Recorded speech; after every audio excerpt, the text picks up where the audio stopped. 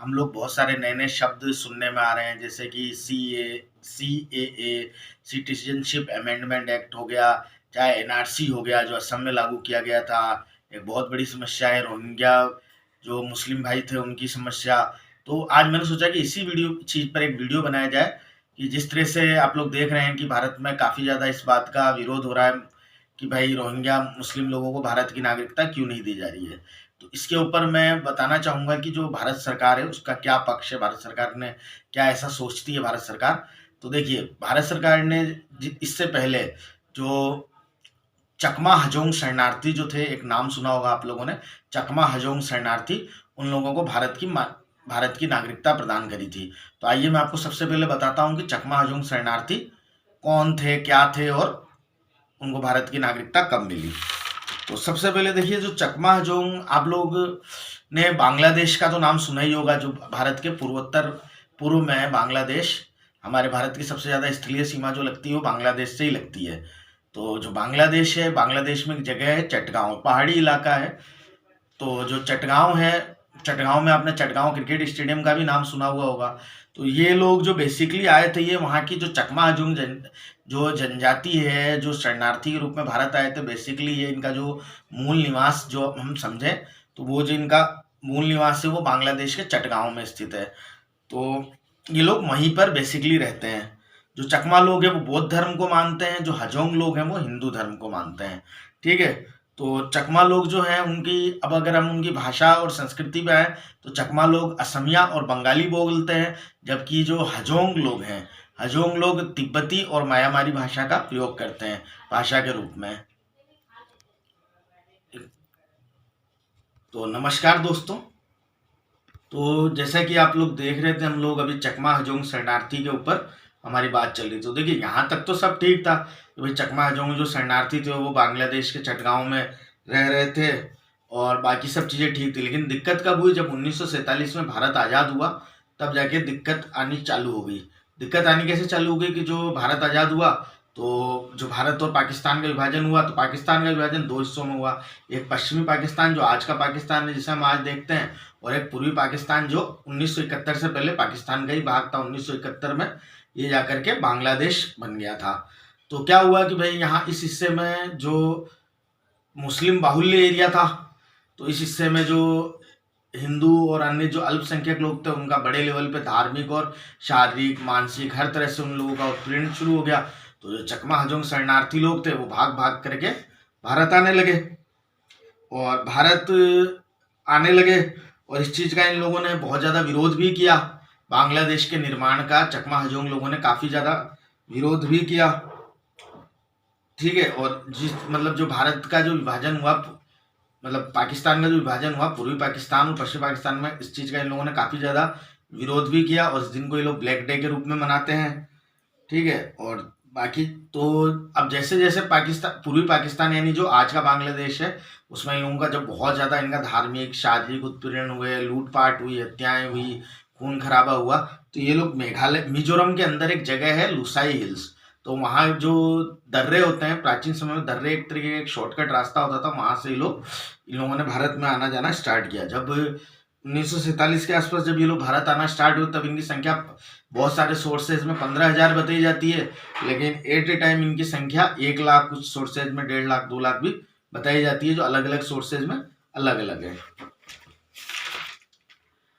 अब सबसे बड़ी दिक्कत, भारत में जब ये लोग रहने लग गए, तो इन्हें सबसे बड़ी दिक्कत ये हुई कि 1908 में एक नदी थी, कर्णाफुली नदी।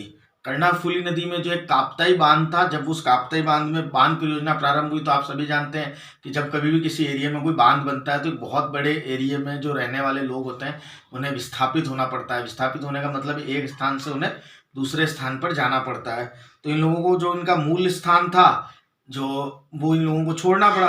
फिर क्या हुआ कि आप लोगों को आगे की स्टोरी तो पता ही कि 1971 में हमारी जो प्रधानमंत्री थी इंदिरा गांधी, उन्होंने बांग्लादेश के अंदर मुक्ति वाहिनी सेना भी बनी थी।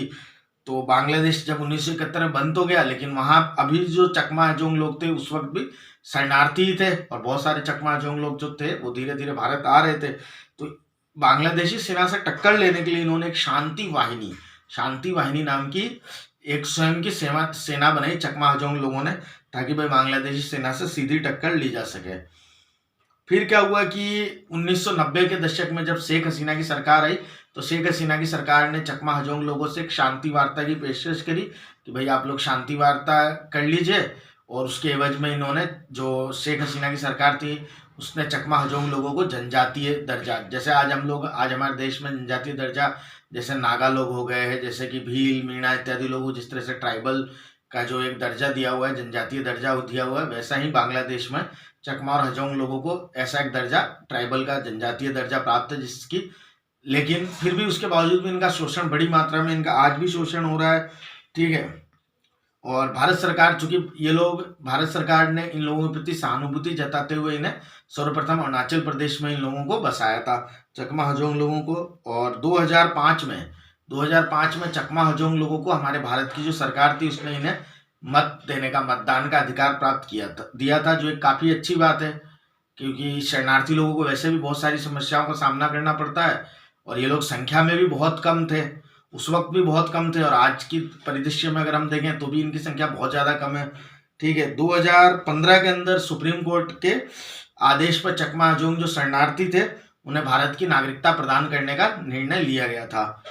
ठीक है। तो ये बहुत ज़्यादा इंपॉर्टेंट पॉइंट है, हमें ध्यान होना चाहिए कि कब 2015 में सुप्रीम कोर्ट के आदेश पर जो चकमा हजोंग शरणार्थी थे उन्हें भारत की स्थायी नागरिकता भारत सरकार के द्वारा प्रदान की गई, जो एक बहुत अच्छा सराहनीय प्रयास है।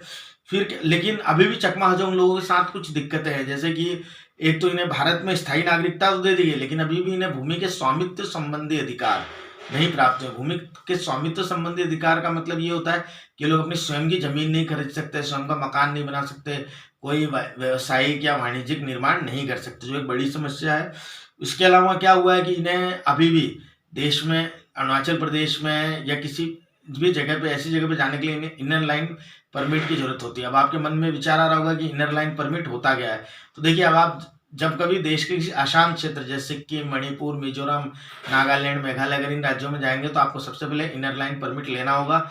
इस इनर लाइन परमिट को दिखाने पर ही आप आगे जा सकते हैं, इस एरिया में घूम फिर सकते हैं, व्यापार कर सकते हैं। और इनर लाइन परमिट जो दिया जाता है अधिकतर गैर स्थानीय निवासियों को दिया जाता है।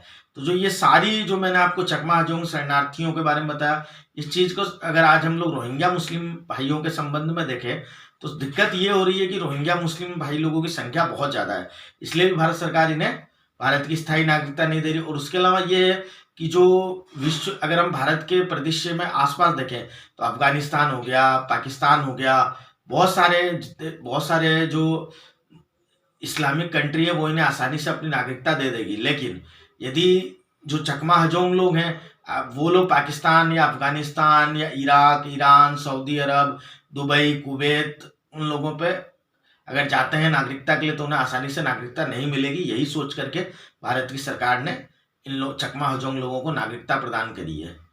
तो यही चीज़ मुझे आपको बताना था कि क्यों चकमा हजोंग लोगों को नागरिकता दी गई है और रोहिंग्या मुस्लिम लोगों, भाई लोगों को क्यों नागरिकता नहीं दी जा रही है। ये भारत सरकार का इस संबंध में, ये भारत की सरकार का विजन है। नमस्कार, धन्यवाद।